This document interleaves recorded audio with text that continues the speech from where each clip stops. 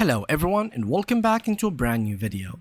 In today's tutorial guys, I'm going to show you how to use the Github Mcp server in Claude Code. The Github Mcp server allows Claude Code to interact directly with the GitHub.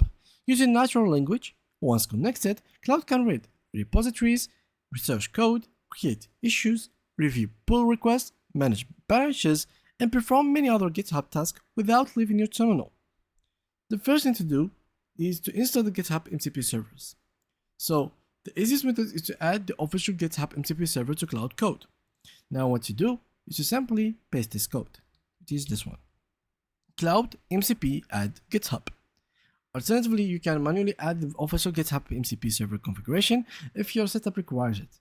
The official GitHub Mcp server is maintained by GitHub and it is designed specifically for AI systems such as Claude, so you don't worry about that. The second step is authenticate with GitHub.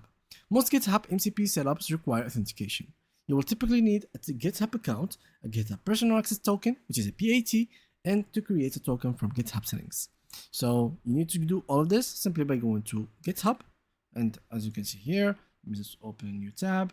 Let's go to incognito, for example. Go to GitHub, and you can see here, and yeah, GitHub like this.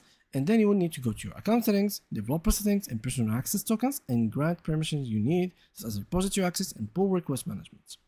And then you should simply verify your connection by writing down /mcp, and basically once you write it down, or Claude mcp lists, and once you do that, you'll be able to view the GitHub Mcp server listed and connected.